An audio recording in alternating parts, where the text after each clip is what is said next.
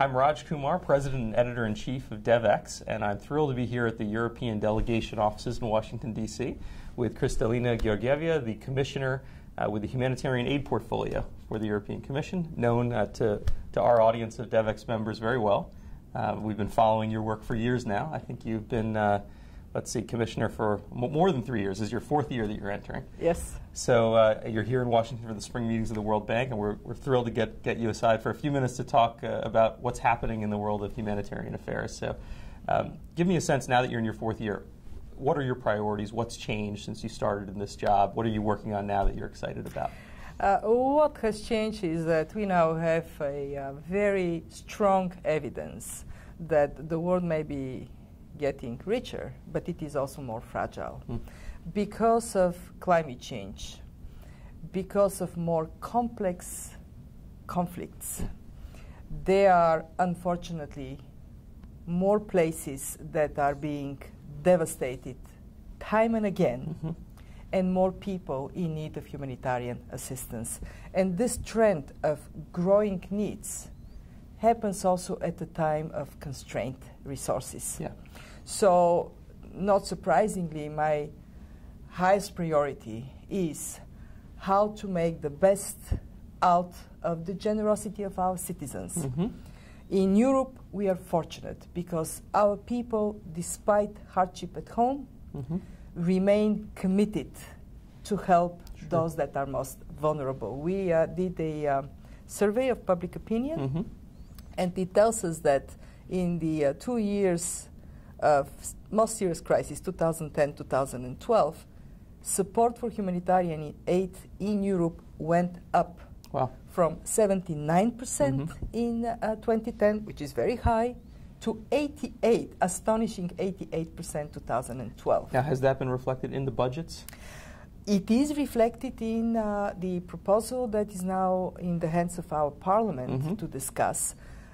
Despite an overall constraint on the financial resources of the Commission, there is a modest increase for humanitarian aid. Okay. And that doesn't deprive us of the task to work very hard to make best use of money. And what does it mean? Anticipate crisis, act early, target the most vulnerable people. And that is, when I look for the remaining of my mandate, this is where I want us to be very strong in advocacy, policy, and operational delivery on prevention, preparedness, and efficiency in response. I will give you one example of how that translates into enormous benefits for very vulnerable people. The Sahel last year. In early 2012, it was obvious that a new drought, third in 7 years, is going to hit the Sahel region. We mobilized, before it actually hit, we mobilized 337 million euros together with Commissioner Piebalgs. We were there early. We identified the most vulnerable segments of the population, especially children, pregnant women, the elderly. We equipped the humanitarian organizations for swift response, and as a result, a tragedy was avoided. Those who were saying the Sahel is going to be like the Horn of Africa came late on to admit that this time we got it right.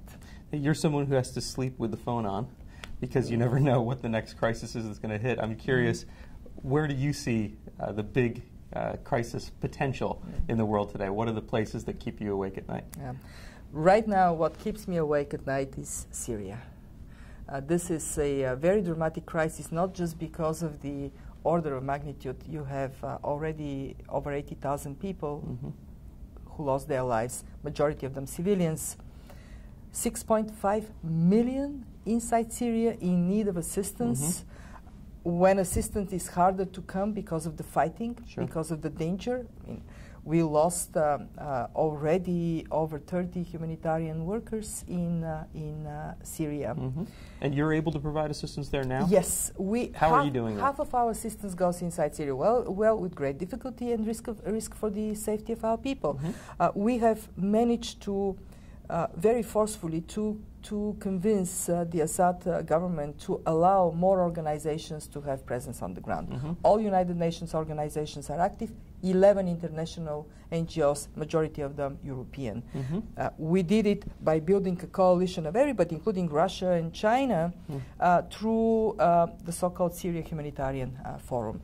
And time and again, the delivery is being negotiated first with the government in Damascus, then with all the commanders that need to be approached so fighting lines can be crossed. Sometimes it takes 3 weeks, 4 weeks for a delivery to get to people who need it. Those who are accompanying a convoy of humanitarian goods sometimes get arrested. Leaders of the humanitarian community are on the phone to negotiate their release. It's not easy, but we persevere. We continue to use, I mean, we have, from the Commission, we have provided 200 million euros so far. Half of it has gone inside Syria because the most dramatic needs are there. Right, but of course you have the refugee crisis, which I assume is where the rest is. And then the rest goes for the refugees. Refugee numbers have gone up so dramatically over the last months. I remember we were with Antonio Guterres in Lebanon and Jordan in December, and Antonio Guterres, the High Commissioner for Refugees, was saying at that time, by June 2013, there will be 1 million refugees, and that sounded like a huge number. Right. March 1st, there were 1 million refugees already registered. Today, we sit with you in this studio, 1.4 million refugees, 400,000 in just a couple of months, just in 40 days. In 40 days, and this trend is unfortunately only going up and up because fighting is getting more dramatic, and because the resources of people inside Syria to cope are being exhausted. So what happens next? Right, you've got Lebanon, Jordan, Turkey. Are we destabilizing those countries if we don't have a proper humanitarian response? I mean, imagine, I'm a Bulgarian, my country is 7.5 million people. Right. Imagine that my country has 20% bigger population in a couple of months. How are we going to school, treat, feed, shelter? How are we going to provide police services for a 20% increase in population? And this is what Lebanon and Jordan are facing. And this is why I lose sleep over this crisis. But the other thing that worries me is that it is such a dramatic crisis that it places us in front of an immoral dilemma, that the more we do in Syria, the more attention we place on Syria, it comes at the cost of other very vulnerable people. And to answer your question, on a longer term, where should our attention be? It is on the set of countries that are most vulnerable to natural disasters, and more so with climate change, and have very weak governance, I mean, failed or failing states. And if you overlay countries that suffer from recurrent shocks by nature and recurrent conflicts, you have 2/3 to be the same countries. Sure. So you have some 15 to 20 countries that are constantly at danger of falling into a humanitarian emergency. And then you have a couple of countries that have been in a humanitarian emergency for decades. Right. They can't seem to get out of it. Congo, Somalia. Right. Yeah, some good signs on Somalia, but not yet out of the woods. And then you take regions like the Sahel, very vulnerable. My heart, actually, of all the places I have been visiting, the Sahel grabbed my heart because these are very good people who are trapped in a very, very tough environment and are on the front line of climate change, which they did nothing to cause. Right. And this is, I think, where the word resilience comes around. I mean, I imagine when you took this job, resilience was a term that was used a bit, but it's become much more in vogue now to talk about this. It's probably very relevant for the World Bank Spring Meetings. It's the kind of confluence of development and humanitarian aid. So what is your message here in Washington at the Spring Meetings? What's the role of the World Bank in addressing this matrix of countries that are most vulnerable in the world? My message is very simple. Unless we shift mindsets towards preparedness, prevention, and ability to absorb shocks, we will never win the fight against extreme poverty and hunger. Never. So resilience is key for these countries I have been talking about. If we are to see decline in poverty rates, decline in mortality and morbidity among children, I mean, take severe acute malnutrition. In countries that are hit by droughts and floods and hurricanes, different countries, but same strong force phenomenon, you lose your development gains in a day or a week or a month.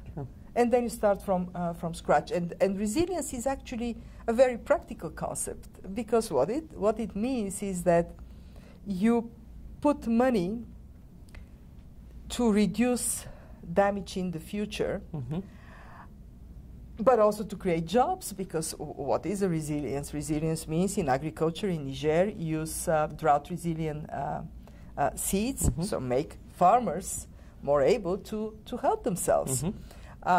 Or in Bangladesh, rather than having chicken, have ducks. So when the floods come, you don't lose your livestock. These are practical measures that lift up the chance of communities to sustain these shocks. And these are measures that people themselves, they love to carry forward. I have been to many communities.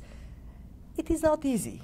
You have to work on this mindset change. But once people see the benefit, they themselves are champions. And I would go back to Bangladesh, a country where from the top, this is a priority. From the bottom, it is a priority. And society has transformed, so Bangladesh is no more the place where people die in big numbers because they are doing, in other words, what is resilience? You save lives, reduce suffering, improve chances for development in a country. Here at the spring meetings, what we do is we bring the so-called political champions, those of us who have joined forces from the United Nations, Bretton Woods institutions, the donor community, countries themselves, to make resilience not a jargon word, but a life-changing concept. Now you worked at the World Bank for quite a while. Yes. What's your impression now of the new administration of the bank? Is there a change in the culture or a change in the priorities? What do you sense now from these spring meetings? What I sense is that there is a stronger focus on getting the World Bank the World Bank staff to come together and overcome some of the institutional issues that have been struggling with. It's a little too early to say, because they are still to come with a new strategy in the fall. And we know that from the time of President Wolfenson and every other president that would come, that it takes time for a new president to convey a vision for the institution. But the great thing of this last month is that the bank has embraced the fight against climate change in a very forceful manner, and President Jim Kim has been very clear on saying that a world with 4-degree increase of temperature is not a world that can eradicate poverty, fight poverty. In my heart, I believe that the climate crisis is the toughest crisis for the world to fight. And I am proud, as a former World Bank staff, to see the World Bank taking the lead on fighting this crisis. This seems to be one of the big challenges when you talk about resilience. How do we as an aid and development community organize ourselves to address it? When looking at the European Commission, you've got ECHO, you've got DevCo, something like climate change. How does it fit in your portfolio? How does it fit in Andris Piebalgs' portfolio? How do you work together? Give us a sense of the insider sense, how it works. It's very interesting that with two commissioners, we actually work on these issues even better than when both services were under one roof. Okay. It might be because I come from the development community, but now have a humanitarian responsibility, so I know both cross sides. the, I'm a bridge between the two communities myself.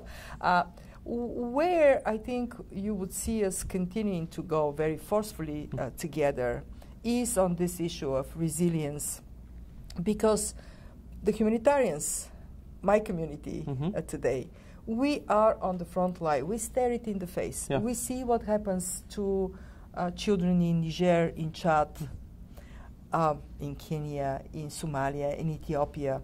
And that creates a very strong advocacy platform, which we are now putting into place. We also experiment. We do many community-based projects on resilience, and then we can take the results to the development colleagues and say, here, it works. Another area where we have huge advantage is humanitarians have a higher tolerance for risk.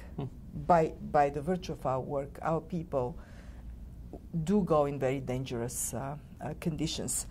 Very often, development is blocked because of security. Mali, for example. What we now put more systematically forward is for the humanitarian organizations to be an envoy for this transition from relief to rehabilitation to development. In Mali today, humanitarian organizations use around 30 million funds from the development pocket of the Commission for restoration of basic services. So the issue is, for us and globally, to build on comparative strengths. For the humanitarians, you are on the ground early, higher tolerance to more complicated environment, longer-term presence. Humanitarians are always in difficult conditions there for a long time. And the development community, the understanding of sustainability of investment, that what you do, you want it to last not only tomorrow, but in 10 years down the road. And building this, our advocacy and our local knowledge with the strength of the development community, the understanding of policies for the fragile states, for the disaster-prone countries. This is a coalition that has enormous benefit. And the interesting thing is that everybody knows it has to be done. It hasn't been done up to now. Yeah. Now, why the change? Why the change? I mean, I wouldn't say, oh, the change because I came from the development world. No. The change is because I think we reached a critical point when the needs caused by destructions of nature or conflicts and the impact in terms of instability, they're so profound that life is calling on us to come together. It is a reality that is forcing us to do the right thing. Right. Well, and the reality, as you said earlier, of constrained budgets, which means that we have to get it right. True. This is very true.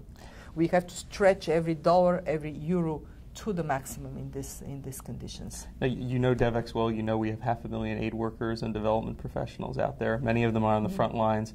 I'm curious what your message might be to them. What would you say to the aid workers out there watching this? First, I would say thank you. Thank you for your sacrifice. Thank you for your courage, for your dedication. And then we are going to be there. I personally would do all I can to raise the resources you need to do your job, because it is morally the right thing to do, but also because it is in the common interest of all human race. We need solidarity to carry us forward in this more fragile world. Well, the world is much better off for your advocacy. I know things have changed a lot since you've taken on this role. Thank you for spending some time with us today. Thank you. Good luck with your meetings here at the World Bank. Thank you. Thanks so much. Thank you.